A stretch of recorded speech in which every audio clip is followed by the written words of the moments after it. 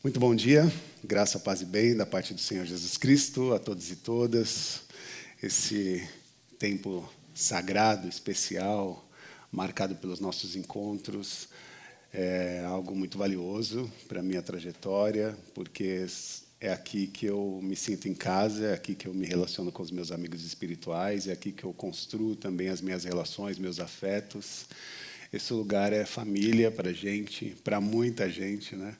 É família, é ambiente de cura, é ambiente também de fortalecimento.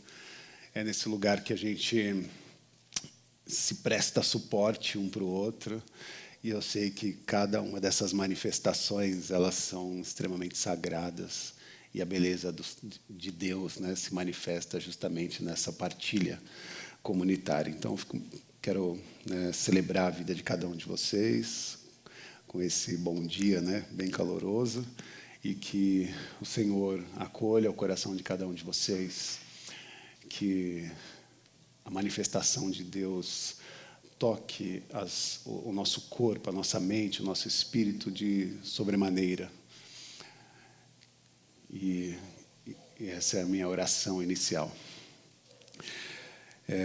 Eu venho conversando um pouquinho nesses últimos meses a respeito desta necessidade ou desta busca que nós temos a respeito da felicidade. E hoje eu trouxe uma palavra para reflexão, que é a palavra da liberdade, né? Porque eu penso que a liberdade é o grande tema do nosso tempo, do nosso mundo novo, né? Essa palavra está nos filmes, essa palavra se manifesta na literatura, nos livros. Parece que a gente está sempre buscando, de fato, por uma liberdade. A liberdade ela é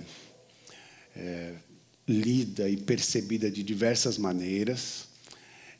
Eu sonho também em estar nessa condição de plena liberdade, e eu sei que cada um aqui, de alguma maneira, às vezes até se rompeu de um espaço, de um relacionamento, de um lugar, de uma experiência, em busca dessa tal liberdade, né? E a liberdade talvez seja a grande experiência, né? O ápice da experiência humana.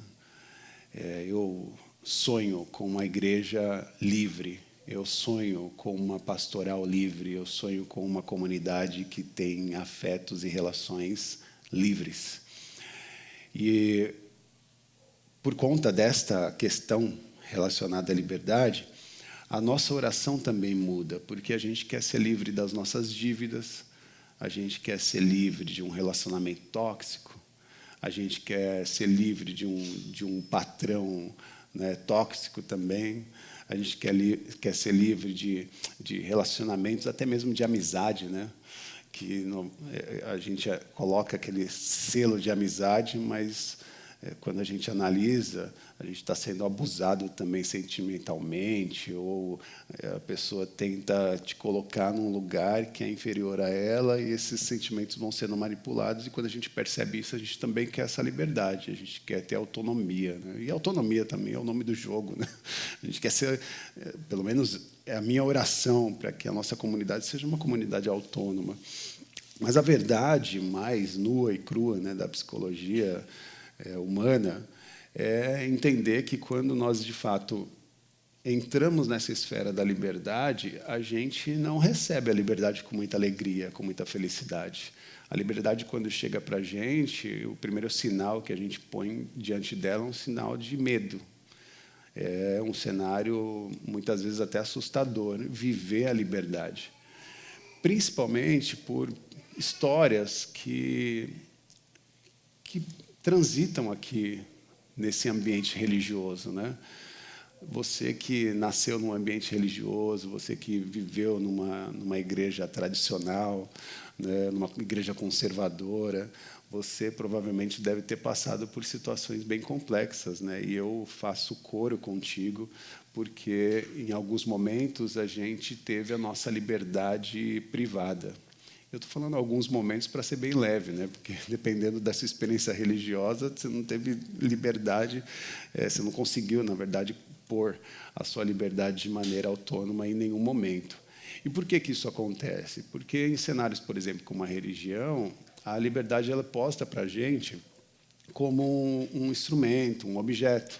E aí a gente assimila a liberdade de maneira diferente. E como que é assimilar? É assimilar a partir de uma construção de um terceiro, de uma outra intencionalidade. E aí a gente vive, por exemplo, para se enquadrar aquela narrativa, a gente precisa seguir certos métodos, né, e se portar de alguma maneira, né?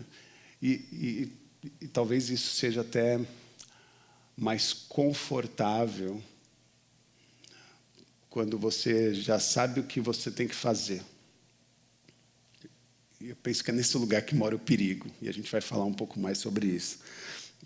Então, a gente tem medo da liberdade, principalmente quando ela acontece, quando ela chega, quando ela bate na porta, você fala, não, finalmente eu estou livre. Existe, de fato, uma reação biológica, emocional, a respeito de como a gente vai traduzir essa realidade, essa liberdade em nossas vidas. E aí eu queria entender, junto com vocês, diante de um texto que eu escolhi, o desafio que é fazer com que essa liberdade aconteça de maneira autônoma, de maneira real, de maneira verdadeira. Mesmo sabendo que, tendo a liberdade em mãos, o ambiente que a gente está pode ser um ambiente adoecedor. E aí, como que a gente vai lidar com essa experiência e como a gente vai fazer essa liberdade implodir no espaço que a gente está vivendo e se relacionando? E aí, para isso, nós vamos olhar o texto bíblico e sagrado no livro de Números, no capítulo 11. E eu não vou ler esse Antigo Testamento, o Antigo Testamento, eu não vou ler a Bíblia a partir das vitórias. Eu não vou ler esse texto a partir dos momentos que o povo estava celebrando a liberdade que foi disposta a eles.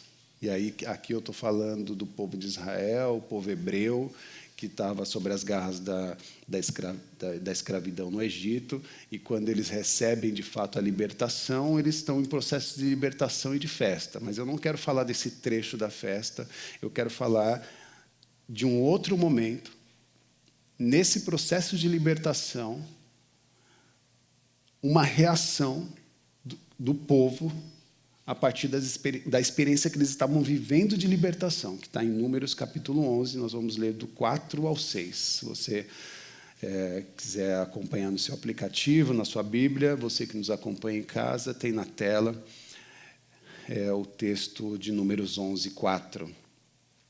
Na versão NVI, diz assim: um bando de estrangeiros que havia no meio deles encheu-se de gula, e até os próprios israelitas tornaram a queixar-se e diziam: ah, se tivesse carne para comer.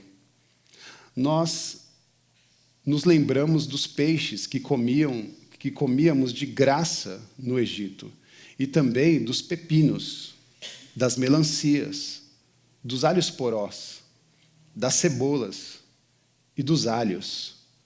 Mas agora perdemos o apetite. Nunca vemos nada a não ser este maná.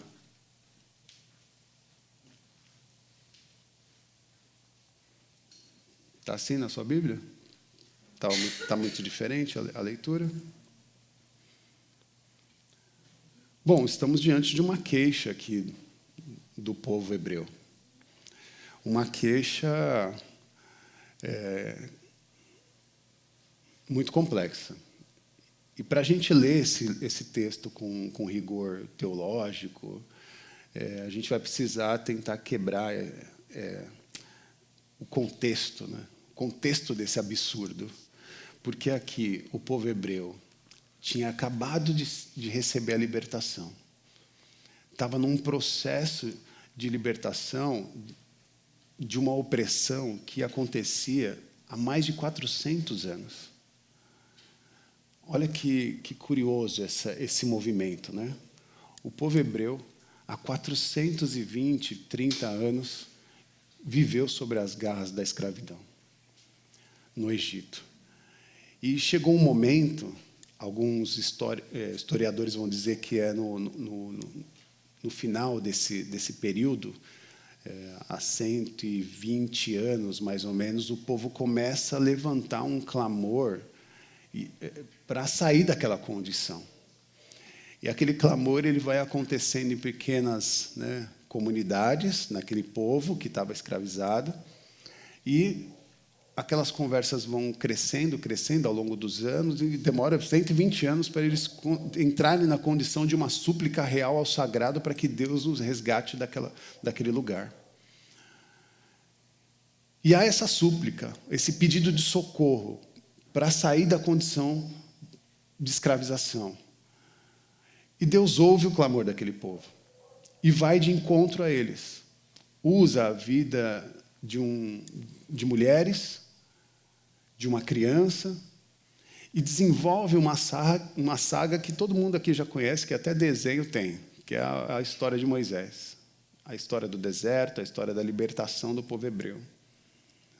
O que não está nos desenhos, e muitas vezes não está também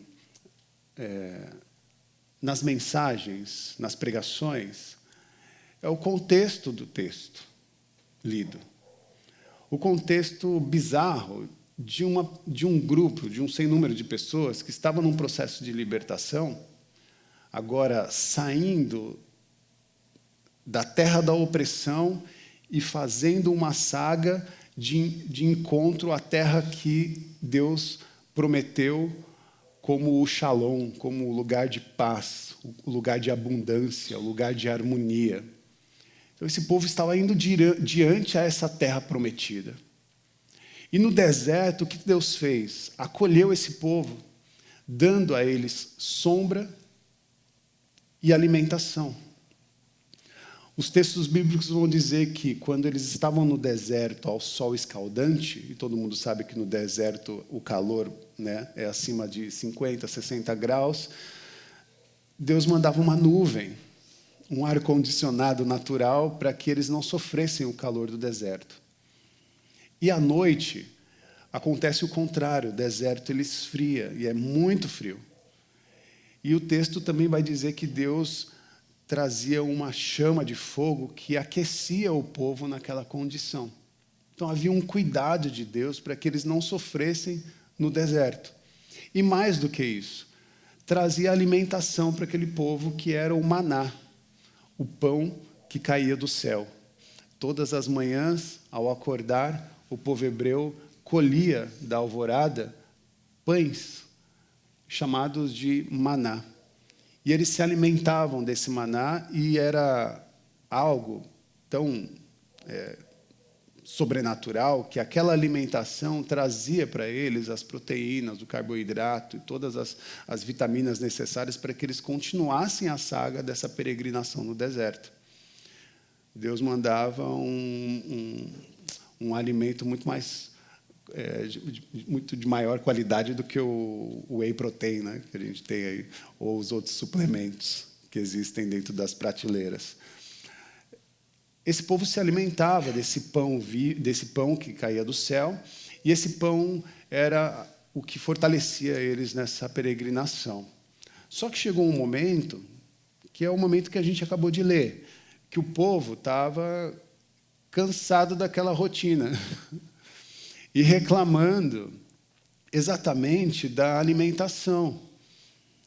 Só que o que é terrível no processo, né, na verdade, o que eu penso dentro desse contexto como algo absurdo, é que eles não vão a Deus, que está presente. Vocês entenderam o cenário, né? Deus está presente. Eles não estão vendo o sagrado, mas eles estão vendo os milagres, a maneira como Deus se manifesta para cuidar daquele povo. E, ao ver o sagrado, eles poderiam acessá-lo, dizendo: ó Deus, esse maná aqui vai ser sempre? Tem como a gente variar a alimentação? A gente está meio, né, enjoado. Rolou esse lance, assim. Tipo, eles estavam enjoados de comer maná. E o que eles fizeram? Eles não acessaram o sagrado. Eles começaram a ativar a memória deles no tempo da escravidão. Então, quando a gente lê com rigor, a gente vai perceber que os israelitas estavam escravizados no Egito há 400 e poucos anos. Eles apanhavam, eles construíam cidades e territórios e lapidavam tijolos. E aí, tijolo, você já sabe que não é o tijolinho de barro, eram pedras rústicas que eram lapidadas. Então, eles faziam um trabalho pesado. Esse trabalho era feito e não era passível de nenhum direito. Eles não tinham direito sobre aquilo que eles trabalhavam, o trabalho que eles exerciam. E o pior, né?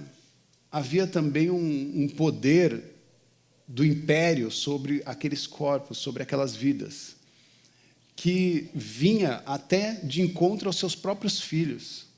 Ou seja, o império se manifestava como uma presença de morte na vida deles. E não só do sofrimento do corpo, da dor, mas era um sofrimento mental, do corpo e da sua geração. Então, nós estamos falando de um cenário de terror. O opressor, para eles, era um lugar de morte. E o que o texto bíblico está falando, que Deus intervém naquela condição, abre o mar, liberta aquele povo, coloca aquele povo no caminho de uma terra nova. E no meio dessa jornada, diante de incertezas, porque estar no deserto, sem GPS, sem você saber onde é o caminho final, mas você sabe que vai chegar lá, mas você não está vendo o momento. Então, há uma incerteza no coração dessas pessoas. A mente daquelas pessoas começam a criar uma certa armadilha emocional, uma armadilha que, de certa forma, é muito assustadora, porque eles começam a romantizar o cativeiro, romantizar o tempo do sofrimento, o tempo da dor, o tempo que eles viviam num cenário de morte. Eles começaram a romantizar essa experiência, porque eles começaram a trazer à memória algo que era inconcebível. Você lembrar do tempo bom quando você estava naquele relacionamento tóxico. Você lembrar do tempo gostoso quando você estava sobre a manipulação de uma experiência que era horrível para você, que era violenta para você. Era isso que estava acontecendo na mente desse povo. Saudade dos chicotes. Na verdade, eles não estavam falando isso no texto. Eles não falavam saudade do chicote. Eles estavam falando, ai, que saudade dos alhos e das cebolas. É isso que o texto está falando. Mas nas entrelinhas é saudade do chicote. Porque você relembrar com saudade de uma experiência tão terrível que era o que eles estavam vivendo, para mim é a mesma coisa. E é nesse contexto que se instaura o absurdo, porque, meus irmãos e irmãs, preste atenção. O nosso cérebro, infelizmente, ele tem essa capacidade diabólica de editar a nossa realidade. Se a gente não tiver inteligência emocional, se a gente não tiver capacidade de organizar os nossos sentimentos, o nosso cérebro ele vai criar um monte de coisa na cabeça. E essa capacidade vai fazer com que a nossa memória se estabeleça ou seja conduzida a partir do medo. Então, o Egito aqui, para esse povo, é uma prisão brutal. O Egito, para essas pessoas, de repente, que deveria ser observada como um lugar de morte, de dor e de sofrimento, passou a ser um lugar, para eles, de memória do rodízio. do all inclusive. É isso. Eles estavam com uma memória reeditada, lembrando do Egito, mas lembrando da carne que eles comiam, lembrando das cebolas e dos alhos. É nessa condição que, em algum momento, a gente vai precisar acordar para a realidade. Em algum momento, a gente vai precisar de um empurrão para que a nossa emoção não seja levada por uma esperança que foi editada pela nossa mente através do medo, dos receios, da indefinição do futuro, dessa dificuldade que o povo tem e que a gente tem também de compreender o que vai acontecer daqui um mês. Ou, para quem está num momento complexo na vida, o que vai acontecer amanhã, segunda-feira? Qual vai ser o resultado dessa negociação, dessa conversa, desse diálogo que eu estou tentando construir há meses? Onde vai chegar isso? Porque aqui o deserto exigia que esse povo confiasse em Deus. O deserto exigia que esse povo colocasse a sua esperança no sagrado, na experiência de libertação que ele estava propondo para aquele grupo de pessoas. Mas o que acontece na cabeça dessas pessoas é que elas estavam com a memória no passado. E a memória do passado, ainda que seja uma memória de sofrimento, pode ser editada porque a gente fala assim, eu sofria sim, mas lá pelo menos o salário caía no dia 5. Lá aquele ambiente era horrível, aquele patrão era um crápula. Mas o salário caía no dia 5, então estava... Entende? E a gente começa a abrir mão da nossa liberdade, da nossa dignidade, por coisa pouca, pelo mínimo. Porque esse povo aqui estava sendo maltratado, eles estavam com saudade da carninha temperada. Sabendo que Deus estava prometendo para eles uma terra que seria deles. E que tudo que eles fizessem naquela terra seria de abundância. Uma terra que emana leite e mel. Deus estava prometendo para aquele povo a possibilidade de não só uma libertação do seu corpo e da sua condição emocional, mas para que eles tivessem acesso ao bem viver. A terra do shalom, de tudo para todo mundo. Era essa a expectativa do sagrado para aquele povo, mas aquele povo não estava na mesma expectativa do sagrado, trazendo memórias que eram ruins para eles. E trazendo isso para a nossa realidade, a gente faz muito isso, a gente acaba celebrando o fato de estarmos, por exemplo, numa comunidade livre como nós estamos. Na experiência de estarmos em comunidade e sabermos que a maneira como nós lemos os textos bíblicos traz para nós a possibilidade de uma libertação ou de uma liberdade em absoluto.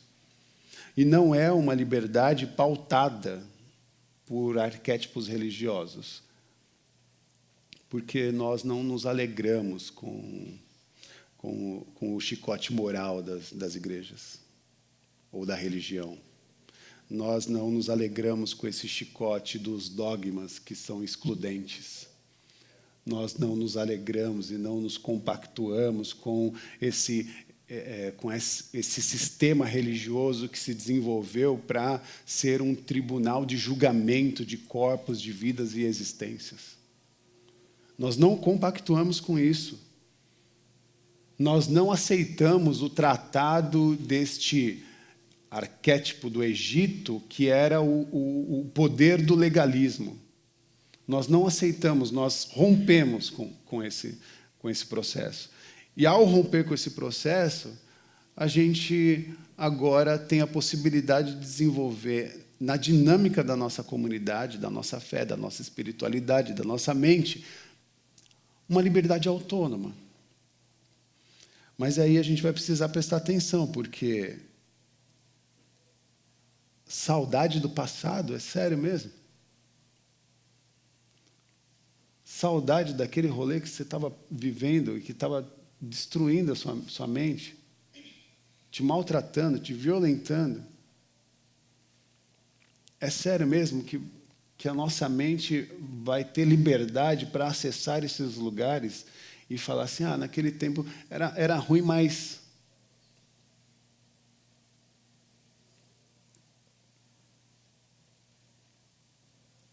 E o pior, né, que o fundamentalismo ele tem essa capacidade, né, de entregar para a gente um modelo pré-formatado. O fundamentalismo religioso ele faz ele traz um formato que para a gente acaba sendo confortável. E eu acho que essa é uma forma até de explicar para vocês por que pessoas preferem ficar nessas condições mesmo se sentindo aprisionadas.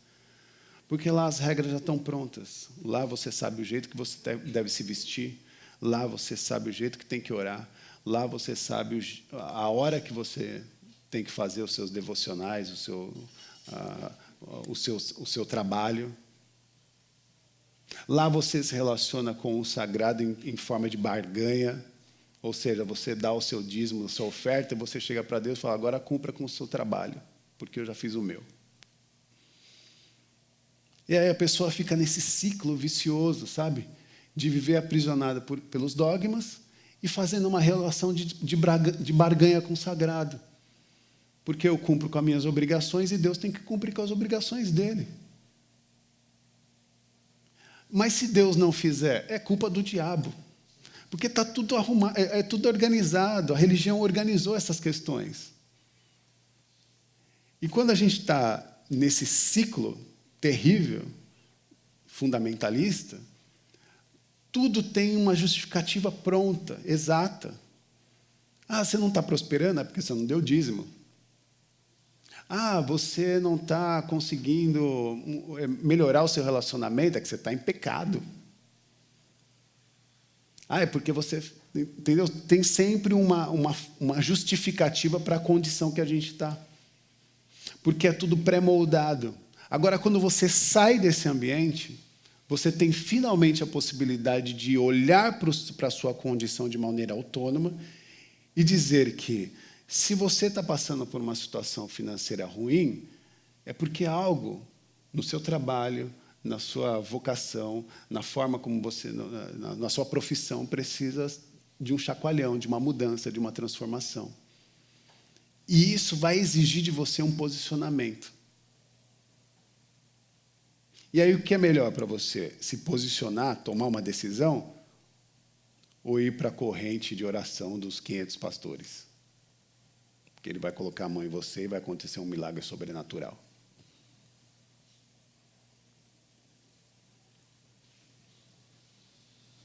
Tomar uma decisão dentro do seu relacionamento de chegar e falar assim, não quero mais que esta condição, essa maneira de linguagem, esses insultos ou esse início de violência aconteça no nosso relacionamento. E se ele continuar, nós teremos um basta. Tomar posição. Ou você vai pegar o relacionamento e levar para o pastor orar.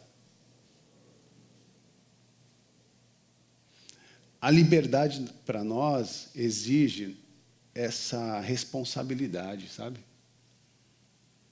A gente não terceiriza a responsabilidade mais. O fundamentalismo faz isso. E faz com muita qualidade. Porque a responsabilidade não é sua mais. A responsabilidade é que o fundamentalismo vai colocar para você, a religião vai colocar para você fazer. E você tem que fazer com rigor aquilo. E a religião aqui, eu estou falando da grande parte, da maioria delas. Acho que em todas as condições religiosas tem também uma manipulação fundamentalista. Nesse processo de legislar sobre os corpos e fazer com que eles façam a partir daquilo que a liderança, né, deseja.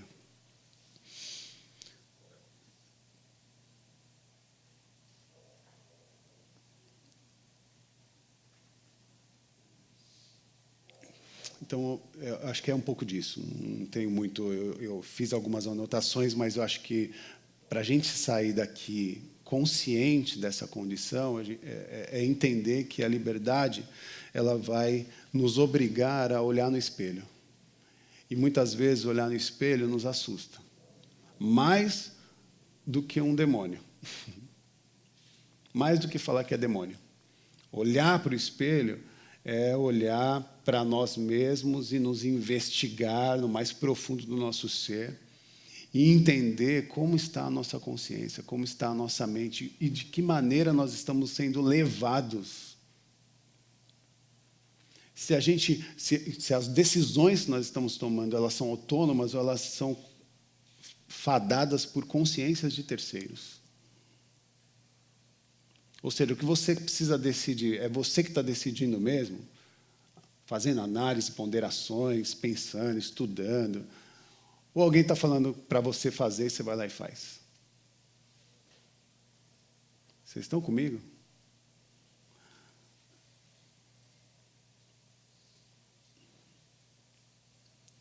Essa condição ela precisa ser encerrada na nossa trajetória. Porque senão a gente vai continuar sentindo saudade ou sentindo falta da gaiola. Porque a gaiola era boa. Porque na gaiola tinha ração. Tinha a hora que tinha que dormir. Na gaiola tinha tudo organizado. Tinha o espaço que eu poderia atuar e que eu não estava sob risco.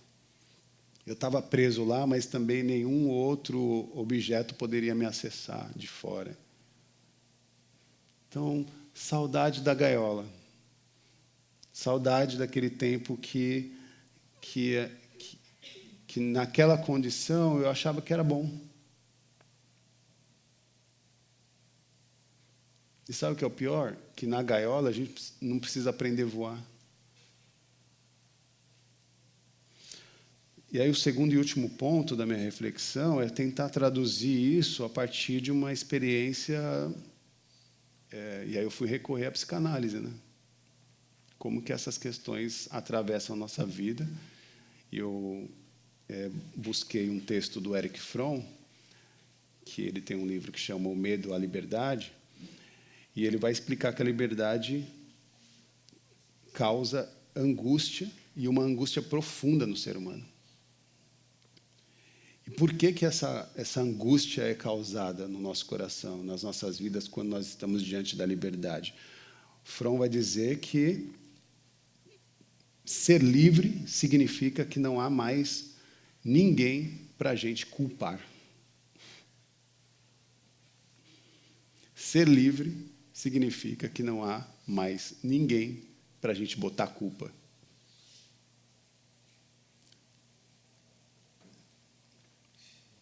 Eu acho que isso responde muita coisa, né?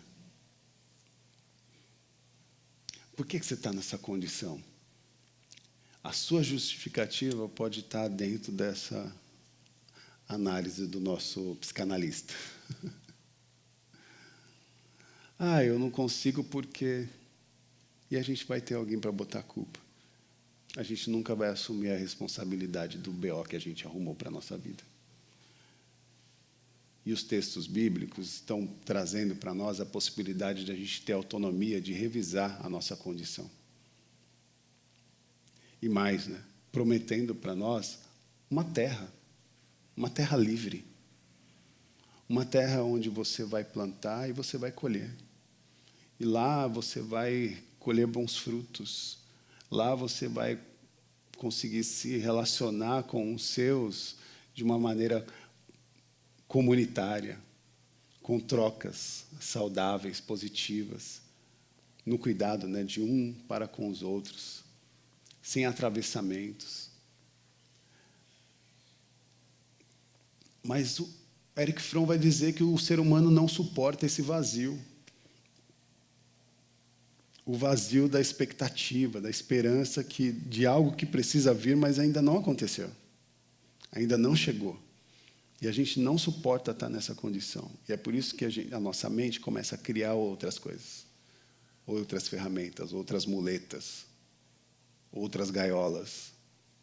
Porque a gente não consegue colocar nossa esperança né? E aqui como seres sagrados em Deus.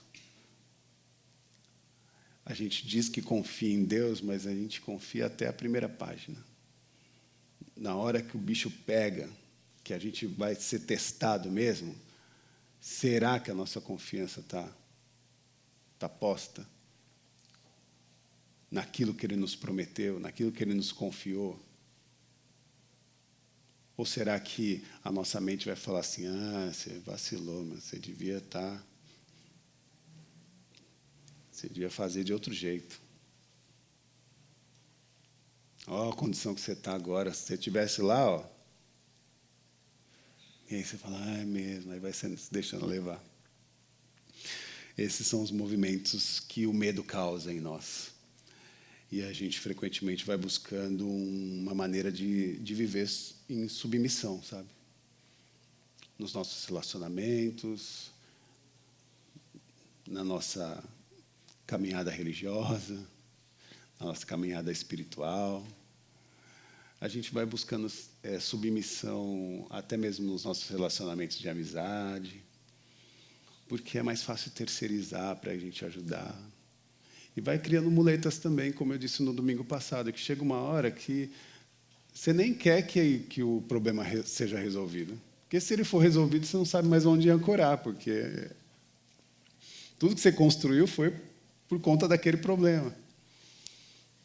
Se Deus te libertar plenamente, você vai falar assim, e agora? Onde que eu vou me ancorar? Em quem eu vou botar a culpa?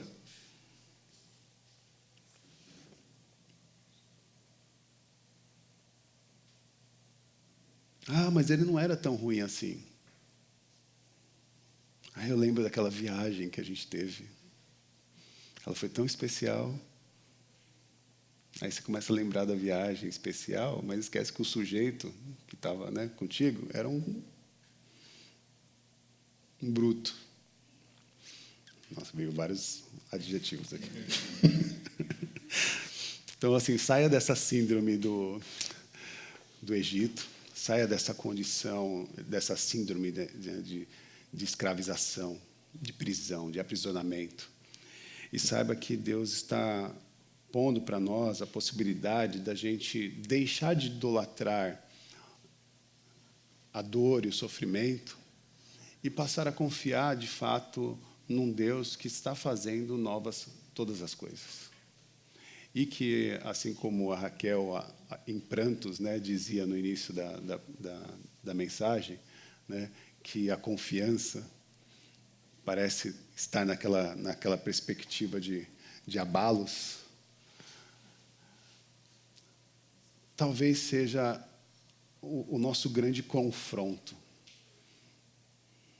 de trazer para a nossa consciência uma liberdade ou uma libertação plena para ela, uma libertação autônoma para a nossa mente, para a nossa consciência, para a nossa visão de futuro, para aquilo que nós sonhamos e como a gente pode fazer um alinhamento daquilo que a gente sonha com o que Deus sonha para nós.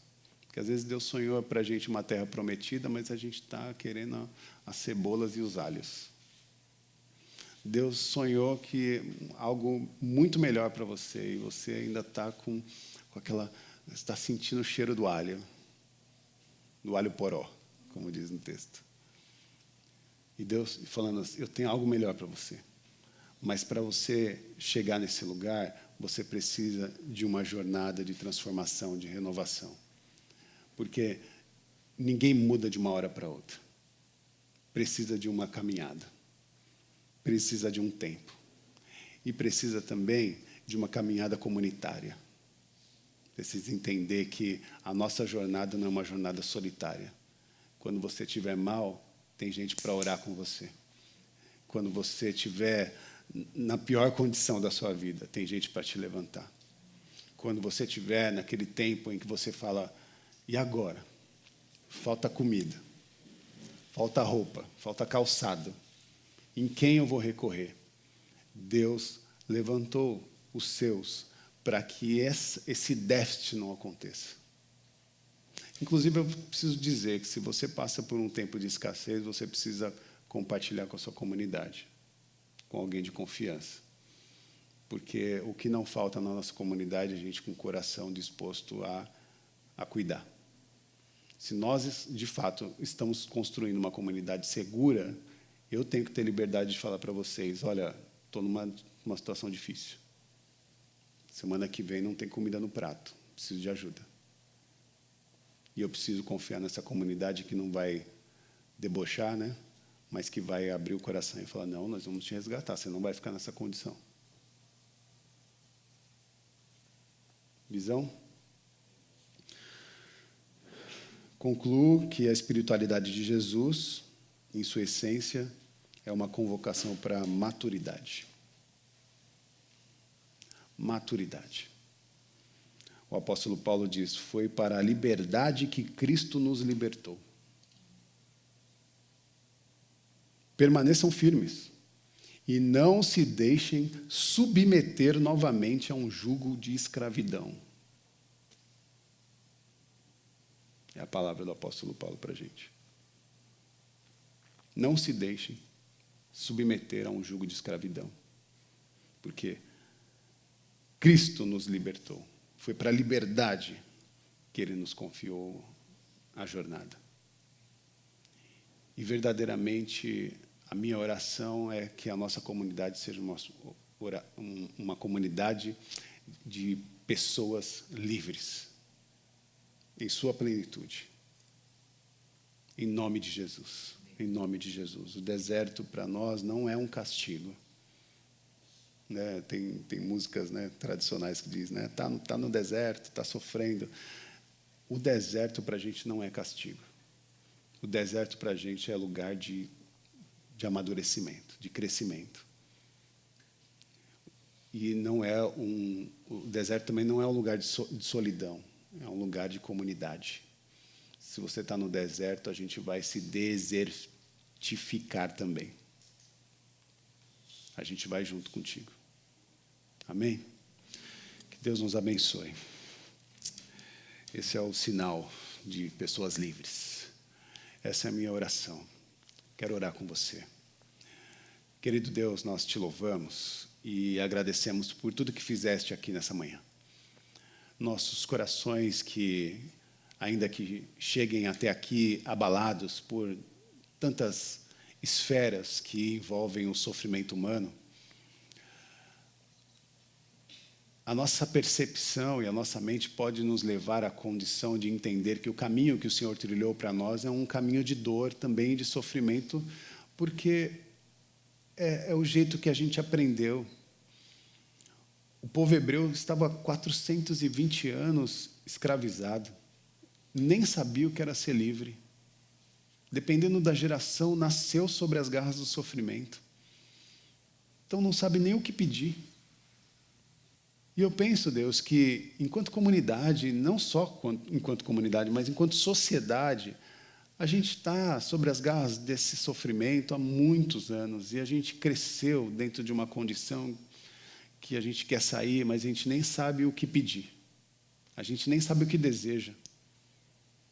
A gente sonha, mas o nosso sonho, ele é interferido por tantas outras condições que eu acredito que a nossa oração, ao chegar a Ti, chega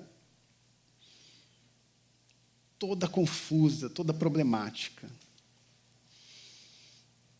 Talvez o grande desafio é conseguir alcançar o seu coração, não levando uma oração a Ti, mas tentando entender o que está no seu coração para que seja orado. O que está no seu coração para que seja consolidado em nossa realidade, em nossas vidas. Ah, Deus, nos ajuda a orar. Nos ajuda a se aproximar do Teu coração e da Sua vontade. Porque a nossa vontade, ela está defasada, cheia de interferências. Mas se o Senhor é o Senhor da boa e perfeita vontade, que essa boa, perfeita vontade de Deus nos abasteça hoje, aqui e em tantos outros lugares, com tantas outras pessoas que nos acompanham e nos ouvem. Que o Senhor vá de encontro a todos esses espaços de sofrimento, começando em nossos corações, fazendo com que a liberdade que nós sonhamos seja anelada primeiro com a liberdade que o Senhor sonhou para nós. Nos ajuda, Deus. Nos ajuda, esse é o nosso apelo, para que nós não possamos mais tentar, em nenhum momento, voltar para o tempo da escravidão, o tempo da dor, o tempo do sofrimento. Nos dá, Senhor, suporte. Nos dá, Senhor, força. E nos dá, Senhor, também essa audácia de bancar a nossa vida, de bancar a nossa trajetória, de bancar, Senhor, o futuro que a gente tanto deseja que o Senhor contribua. Ajuda-nos, Senhor. Em nome de Jesus é a nossa oração. Amém. Que o amor de Deus, que a graça do Senhor Jesus Cristo, que as consolações da Ruá, do sopro divino, esteja sobre cada um de nós. Sejam abençoados em nome do Pai, do Filho e do Espírito Santo, com todas as sortes e bênçãos espirituais. Que vocês saiam daqui acolhidos por uma saúde no corpo e no espírito. E uma coragem que te possibilita avançar o dia mal, entendendo que nesse lugar de avanço haverá maturidade, coragem, capacitação e delícias. A experiência do maná ou do shalom de Deus se estabelecendo no nosso cotidiano em absoluto. É um sonho de Deus para nós. Que Deus nos abençoe. Amém. Amém. Amém.